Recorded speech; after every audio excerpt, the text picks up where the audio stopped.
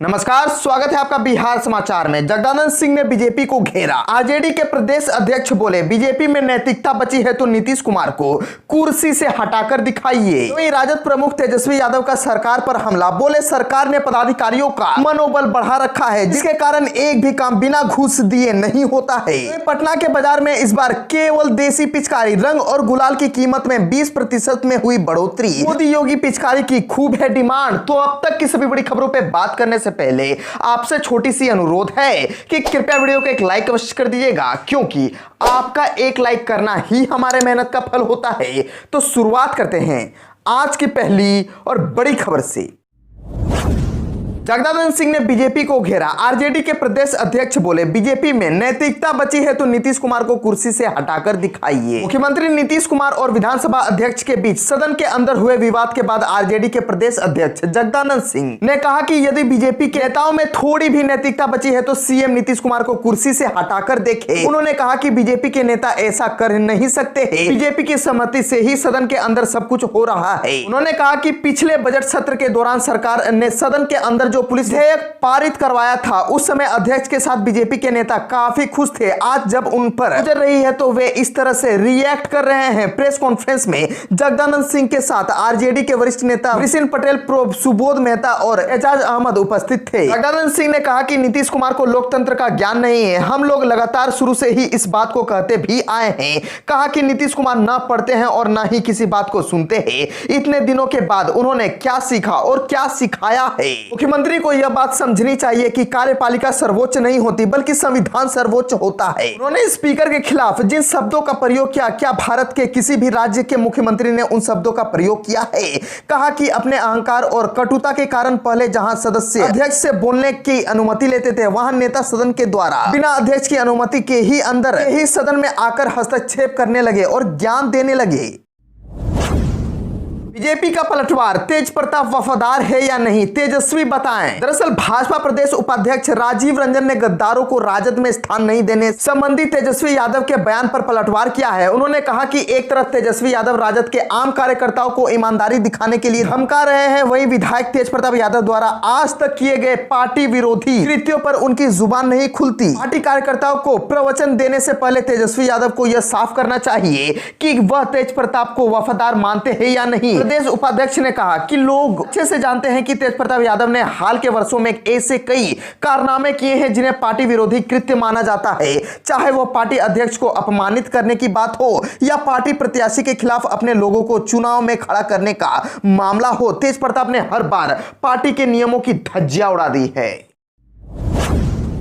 Cabinet की बैठक में 21 एजेंडों पर लगी मोहर, 14 जिला जज को दी गई जबरन रिटायरमेंट। मुख्यमंत्री नीतीश कुमार की अध्यक्षता में मंगलवार को बिहार कैबिनेट की बैठक संपन्न हुई। इस बैठक में नीतीश कुमार के द्वारा 21 एजेंडों को मंजूरी दी गई। इन 21 एजेंडों में एक बड़ा फैसला न्यायालयों से भी जुड़ा हुआ है। राज्य में जिला जज और उनके समकक्ष पदों पर कार्यरत 14 लोगों को सरकार ने जबरन रिटायरमेंट दे दिया है। इसके अलावा सरकार ने सड़क एवं पुल निर्माण, बाजार समिति के आधुनिकीकरण जैसे कई प्रस्तावों पर अपनी मोहर लगाई है। मंत्रिमंडल द्वारा एक महत्वपूर्ण फैसले में 10 जिला जजों और उनके समकक्ष को जबरन अनिवार्य सेवानिवृत्ति दी गई है। इन जजों पर कई माह पहले कार्यवाही की प्रक्रिया चल रही थी। पटना हाईकोर्ट की अनुशंसा के बाद मंत्रिमंडल ने मंगलवार को इन जजों को पद मुक्त करने का प्रस्ताव अपने स्तर पर स्वीकृत कर दिया। इसके अलावा मंत्रिमंडल ने कृषि विभाग की अनुशंसा पर 12 जिलों में कृषि प्रांगण में आधुनिकीकरण का प्रस्ताव भी मंजूर किया। मंत्रिमंडल ने बैठक में जिन सड़कों के निर्माण का प्रस्ताव स्वीकृत किया, कुल लंबाई 259.43 किलोमीटर होगी और यह सड़कें 18 जिलों में होगी।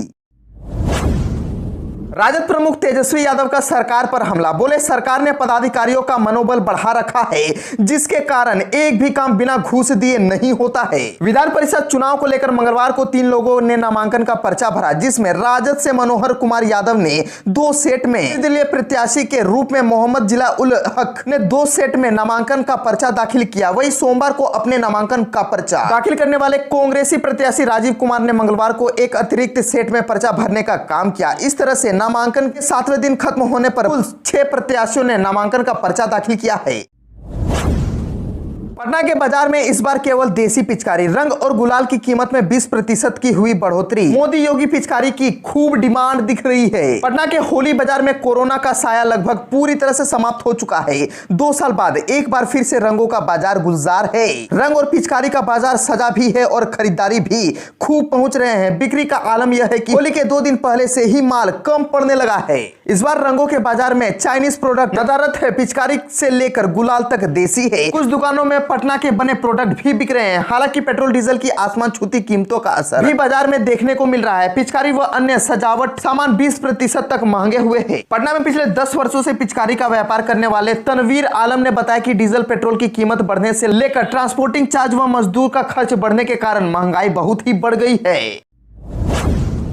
विधानसभा की घटना पर बीजेपी गंभीर, प्रदेश अध्यक्ष पहुंचे दिल्ली, केंद्र नेतृत्व को देंगे मामले की जानकारी। प्रवक्ता ने साधी चुप्पी। बिहार विधानसभा में सोमवार की घटना को बीजेपी के केंद्रीय नेतृत्व में गंभीरता से लिया है। घटना के अगले ही दिन ही पार्टी प्रदेश अध्यक्ष संजय जायसवाल ने दिल्ली पहुंच गए हैं। सूत्रों के मुताबिक वह उसकी पूरी जानकारी केंद्रीय नेतृत्व को देंगे। इसके बाद केंद्रीय नेतृत्व ही इस पर निर्णय लेगा। हालांकि प्रदेश अध्यक्ष फिलहाल इस मामले पर कुछ भी बोलने से बच रहे हैं। पार्टी के अन्य प्रदेश के नेताओं को भी इस पर कुछ भी बोलने से बचने के लिए कहा गया है। पार्टी के प्रवक्ता संतोष पाठक ने बताया कि सोमवार को विधानसभा की घटना निश्चित रूप से दुर्भाग्यपूर्ण है। यह घटना सदन में नहीं होनी चाहिए थी। इस पर केंद्र का नेतृत्व प्रदेश नेतृत्व से बातचीत कर निर्णय लेगा। विधायक दल की बैठक की किसी भी चर्चा को संतोष पाठक ने इनकार किया है। उन्होंने कहा कि विधायक दल की कोई बैठक नहीं हुई है। विधानसभा अध्यक्ष किसी वजह से अनुपस्थित थे, अगले दिन सदन में रहेंगे। फिलहाल पार्टी के भीतर ऐसी कोई योजना नहीं है। बीजेपी के भीतर खाने में इस बात की चर्चा तेज है कि इस विवाद केंद्र में जेडीयू के राष्ट्रीय अध्यक्ष लल्लन सिंह है। केंद्र में जेडीयू के राष्ट्रीय अध्यक्ष लल्लन सिंह है। दरअसल विधानसभा अध्यक्ष से